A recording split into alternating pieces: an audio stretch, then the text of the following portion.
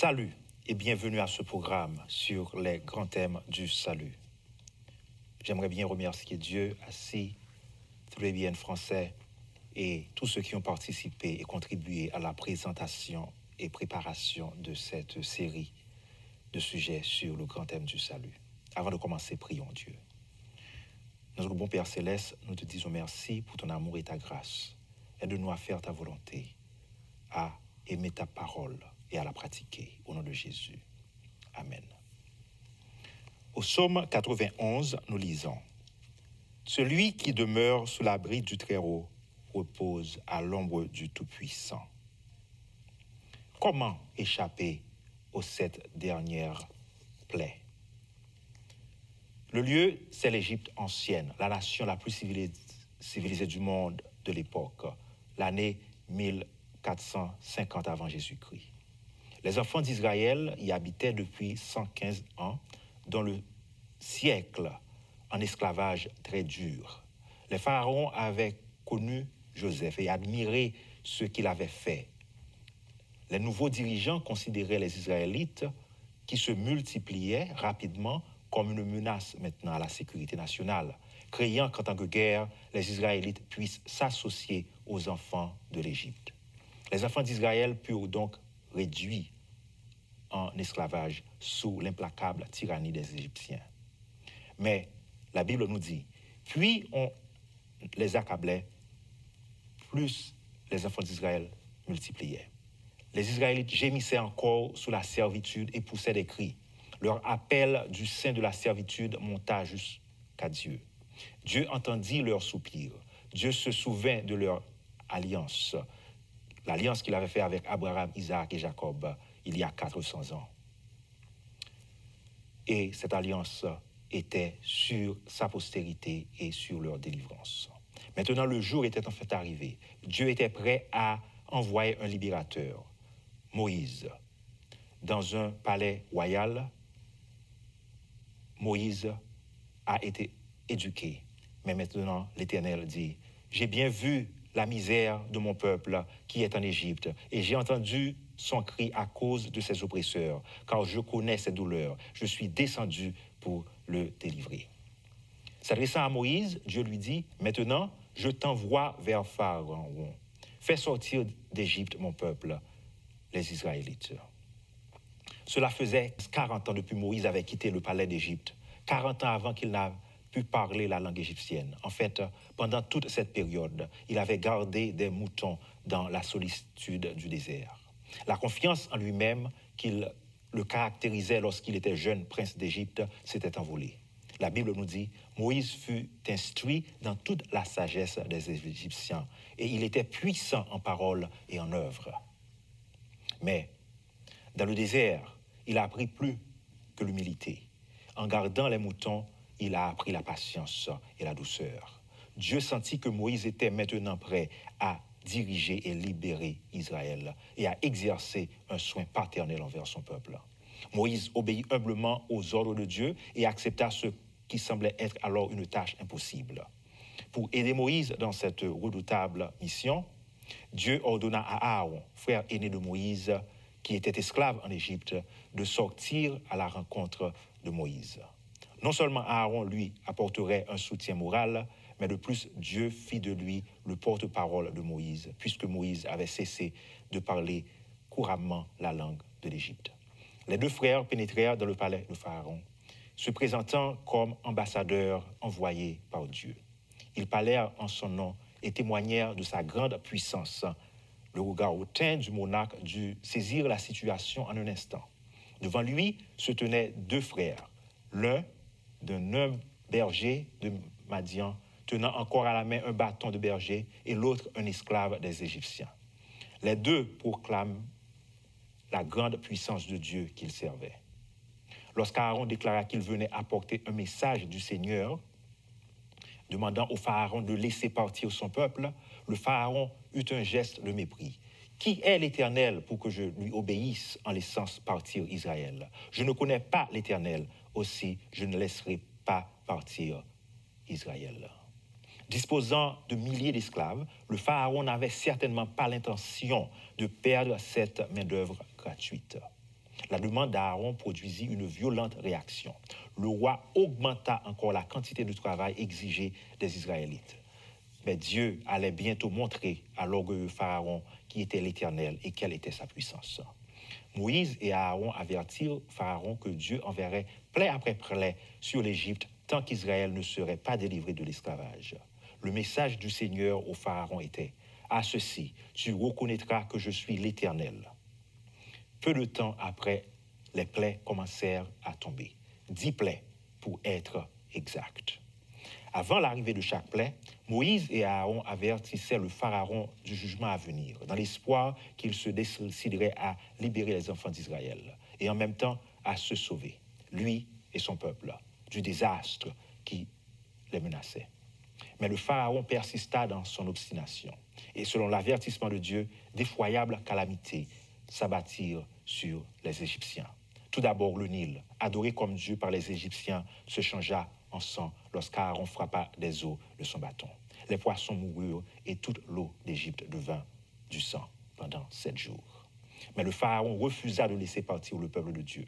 Puis une invasion de grenouilles recouvrit le pays, des millions d'entre elles, de la nourriture, dans les lits, partout. Cependant, le roi obstiné refusa de laisser partir Israël. Puis vient la plaie des poux, mais l'arrogant monarque refusa encore de laisser partir le peuple d'Israël. Remarquez que ces 3 premières plaies tombèrent sur tous les Hébreux également, ainsi que les Égyptiens. Alors les 7 suivantes tombèrent que sur les Égyptiens. En ce jour-là, je ferai une distinction pour le pays de Goshen où se tient mon peuple. Il y aura des mouches afin que tu reconnaisses que moi, l'Éternel, je suis au milieu de ce pays. Je mettrai une démarcation libératrice entre mon peuple et ton peuple. Ce signe sera pour demain. Puis arriva la plaie des mouches. Celles-ci remplirent le palais du Pharaon. Après les mouches, une terrible épidémie traversa le pays, détruisant tous les animaux qui étaient dans les champs. Le Pharaon était curieux de savoir si les animaux des Hébreux avaient aussi été détruits ou bien s'ils avaient été protégés, comme Moïse l'avait prédit. Le Pharaon envoya prendre des informations, et voici que pas une bête ou d'Israël n'était morte. Mais le cœur du Pharaon s'endurcit, et il ne laissa point partir le peuple. La 6e plaie produisit des furoncles sur les hommes et sur les animaux. Mais le monarque obstiné refusa encore de libérer les enfants d'Israël. La prophétie suivante annonçait une chute de grêle. Cependant, Dieu avait promis que tous ceux qui se mettraient à l'abri alors que leurs animaux, ainsi que leurs animaux, ne périraient pas. La nouvelle se répandit rapidement dans tout le pays et de nombreux Égyptiens se mirent à l'abri, ainsi que leurs animaux. La grêle arriva, entremêlée de tonnerres, d'éclairs, et tous ceux qui s'étaient pas préparés moururent. Les Égyptiens virent clairement que la terre était sous le contrôle du Dieu vivant, du Dieu d'Israël, et une seule sécurité serait de lui obéir. Pendant quelques instants, le Pharaon songea à obéir à Dieu et à laisser partir le peuple d'Israël. Mais à chaque fois qu'une plaie prenait fin, ses bonnes intentions prenaient fin elles aussi. Moïse avertit le Pharaon que s'il refusait de laisser partir les enfants d'Israël, la prochaine plaie serait une invasion de sauterelles. Épouvantés par la perspective de cette nouvelle plaie, les conseillers du Pharaon le supplièrent de laisser partir les esclaves, mais il refusa encore. Les sauterelles arrivèrent donc comme prévu, puis vinrent 3 jours de ténèbres si intenses qu'on pouvait les toucher. Mais le Pharaon rebelle continua à défier le Dieu du ciel.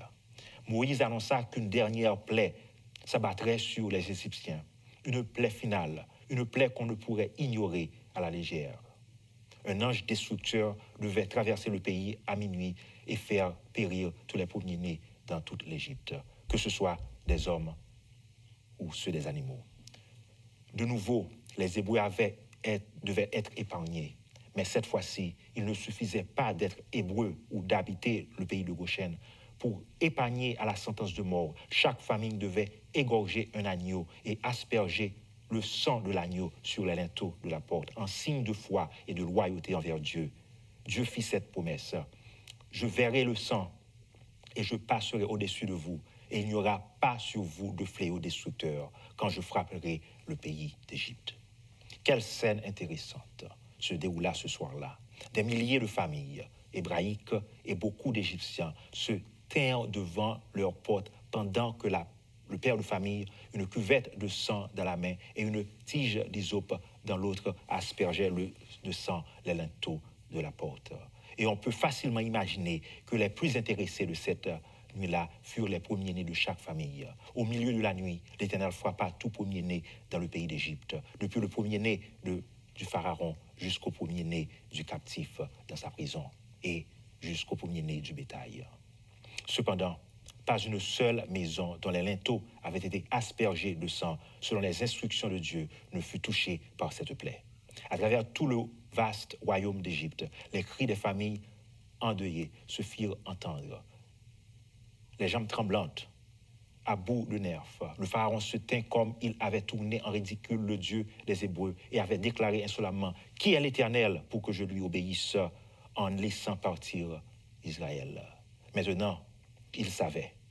Humblement, lui et ses conseillers envoyèrent chercher les deux frères hébreux et les pressèrent d'emmener les enfants d'Israël et de quitter le pays d'Égypte le plus rapidement possible, car il avait peur de tous mourir. À minuit, le peuple de Dieu, ceux qui l'avaient choisi comme libérateur, retrouva la liberté, comme Dieu l'avait ordonné. Ils s'étaient préparés pour cette heure. Sandales aux pieds et manteau sur le dos, ils s'étaient prêts pour le grand exode. Ils étaient en route vers la terre promise. Très bien, direz-vous, c'est une histoire très intéressante, mais quelle importance a-t-elle pour nous qui vivons au XXIe siècle? Elle peut nous paraître de peu d'importance, mais nous, c'est faux. En fait, rien ne peut être plus important pour nous. Voyez-vous, nous trouvons dans le Nouveau Testament les plus remarquables prophéties nous indiquant en détail les événements finaux qui se dérouleront sur la terre. Ces prophéties montrent clairement que les plaies tomberont de nouveau, mais cette fois-ci sur une échelle beaucoup plus grande. Oui, d'après la prophétie biblique, l'histoire se répétera. Ce ne seront plus 10 plaies, mais 7 plaies, souvent traduites par fléau, qui aboutiront à la délivrance du peuple de Dieu. Non plus d'Égypte, mais d'une planète en pleine rébellion. Mais exactement comme les enfants d'Israël durent endurer une période d'affliction avant leur glorieuse délivrance d'Égypte et virent tomber des plaies sur les Égyptiens, le peuple de Dieu verra les 7 dernières plaies déversées sur les méchants avant l'avènement de Jésus.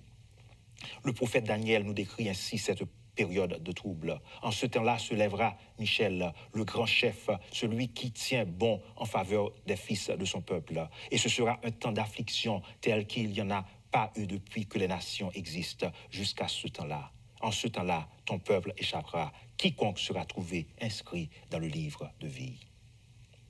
L'évangile éternel aura été prêché au monde entier. L'appel du second ange à sortir de Babylone, où faux système religieux d'adoration aura été lancé. Et à chacun, le troisième ange aura proclamé, si quelqu'un se prosterne devant la bête et son image et reçoit une marque sur le front ou sur la main, il boira lui aussi du vin de la fureur de Dieu. C'est l'avertissement de la Bible le plus solennel jamais adressé aux mortels.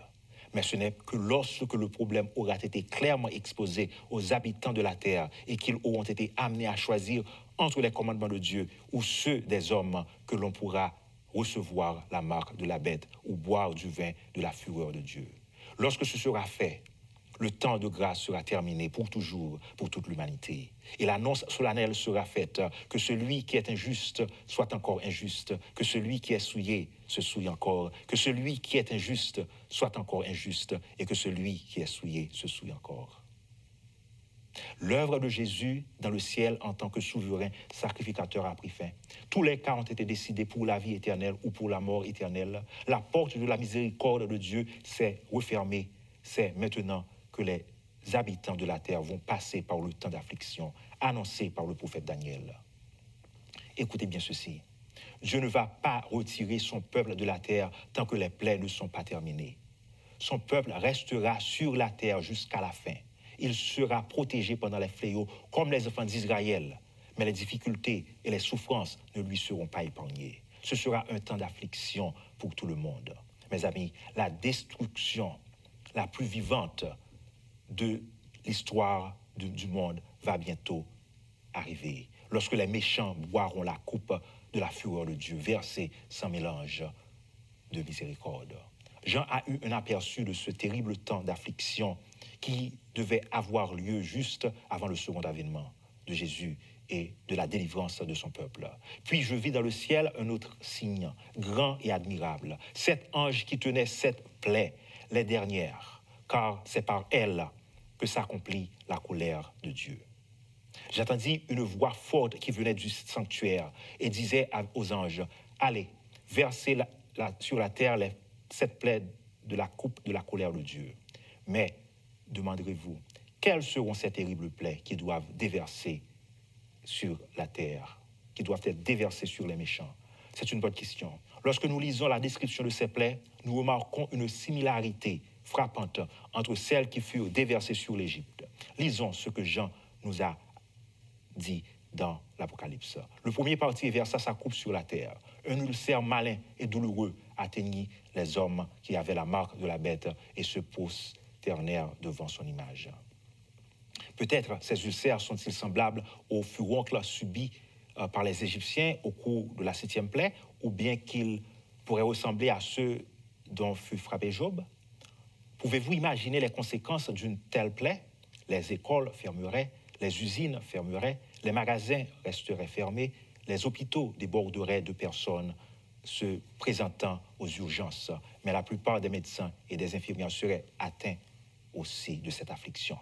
Et pourtant, les gens souffrent encore de leur ulcère. Voici qu'une autre calamité frappe. Le second ange versa sa coupe dans la mer et devint sang, comme celui de mort. Et tous les êtres vivants moururent, ceux qui étaient dans la mer. Quel spectacle, quelle puanteur, lorsque les cadavres de ces créatures marines sont rejetés sur le rivage. Les gens marcheront sur les plages avec cette scène. Mais la première plaie est étroitement associée à la seconde. Le troisième ange versa sa seconde dans les fleuves et les sources d'eau. Ils devinrent du sang. Pensez-y, une personne tourne le robinet pour avoir de l'eau et voilà du sang qui coule. Quelle confusion s'ensuivrait. Que pourrait-il y avoir de pire? Mais aussi terrifiante que puissent être les 7 dernières plaies, la justice de Dieu est finalement justifiée.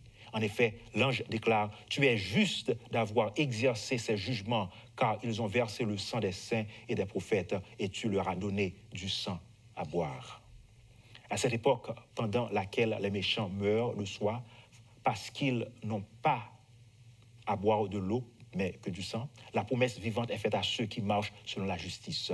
Le pain lui sera donné et de l'eau lui sera assurée. Puis la Bible nous montre le 4e ange, déversant la coupe. Le 4e ange versa sa coupe sur le soleil et il lui fut donné de brûler les hommes par le feu. Et les hommes furent brûlés par une chaleur torride. Ils blasphémèrent le nom de Dieu, qu'il avait autorité sur ses plaies, et ils ne se repentirent pas pour lui rendre gloire. Puis le 5e ange versa sa coupe sur le siège de la bête. Le 5e ange versa sa coupe sur le trône de la bête. Son royaume fut obscurci. Les hommes se mordaient la langue de douleur et ils blasphémèrent le Dieu du ciel à cause de leurs douleurs et de leurs ulcères. Mais ils ne se repentirent pas de leurs œuvres. Ce texte nous montre que ces plaies ne sont pas universelles, ni immédiatement fatales, car nous découvrons ici qu'au cours de la 5e plaie, les hommes souffrent encore des ulcères de la première plaie.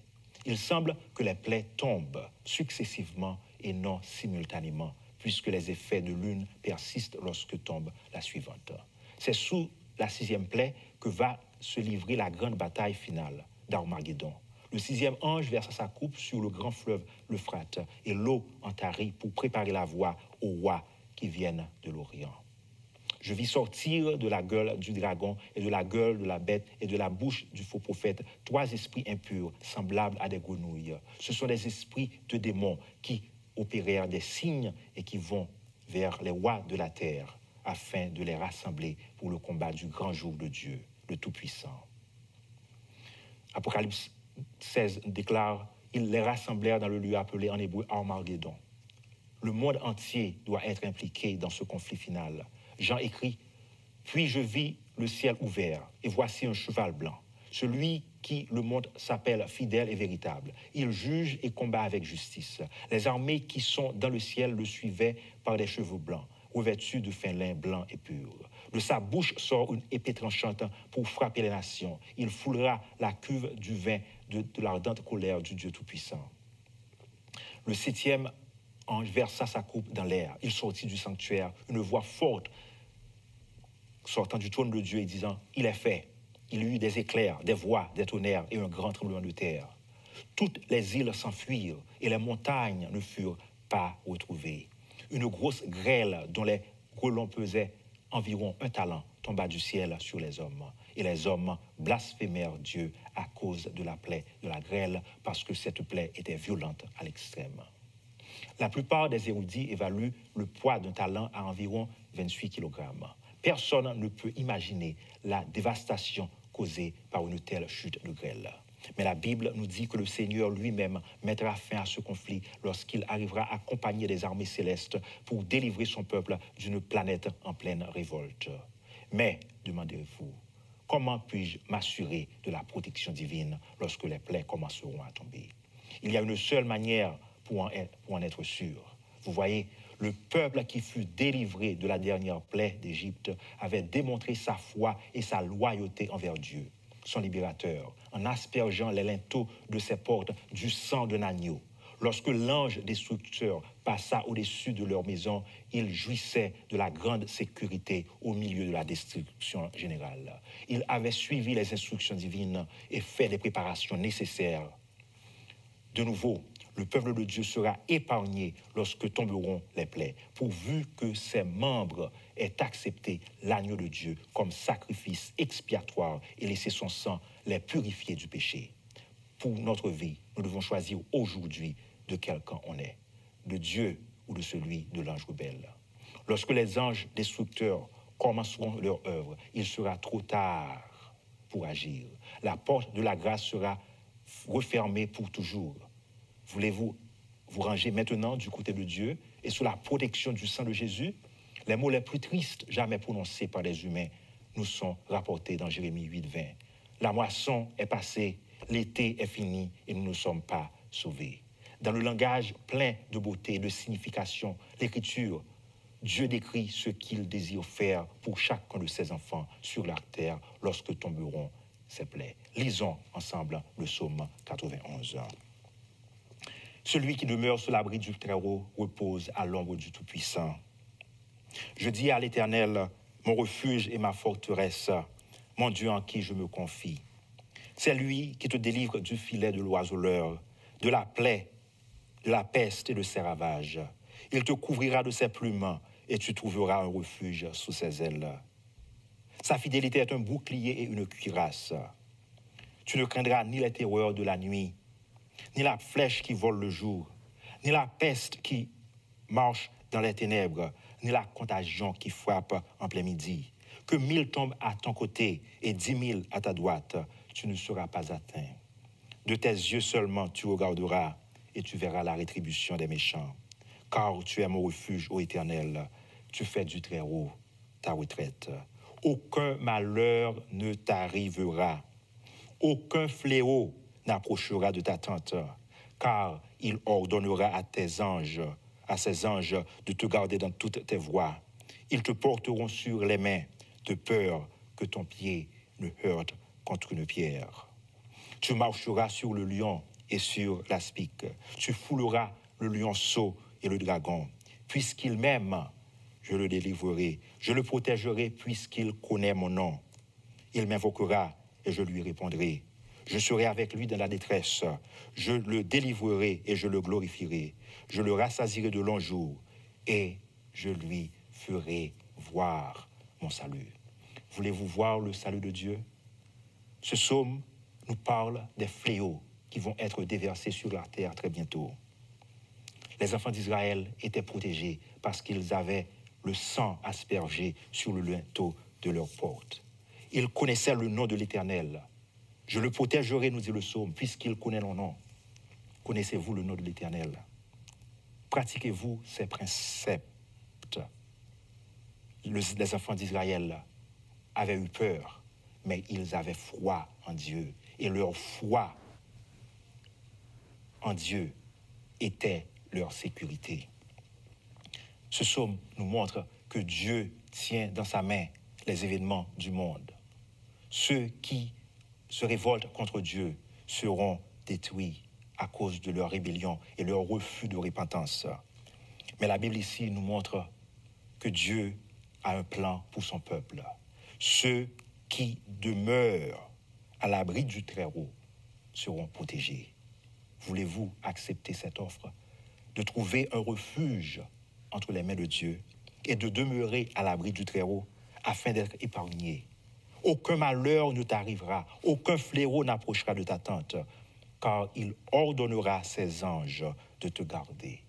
Quelle promesse merveilleuse de savoir que Dieu tient dans sa main chacun de nous et il nous protège par ses saints anges qu'il envoie pour nous protéger et nous garder au moment que les 7 derniers fléaux seront déversés sur la terre pour mettre fin au péché et à la destruction que nous envoie. Oui, Dieu donne une merveilleuse assurance à ceux qui choisissent de lui obéir et de faire sa volonté. Dieu nous promet de nous protéger. Il a toujours gardé sa promesse. Et au temps de la fin, durant cette dernière crise de tribulation, quand les plaies seront déversées, ceux qui se confient en Dieu renouveleront leur force parce qu'ils seront fortifiés par la présence de Jésus dans leur cœur. Ils auront accepté le sang de l'agneau, le sacrifice consenti sur le calvaire en leur faveur, et ils seront sauvés.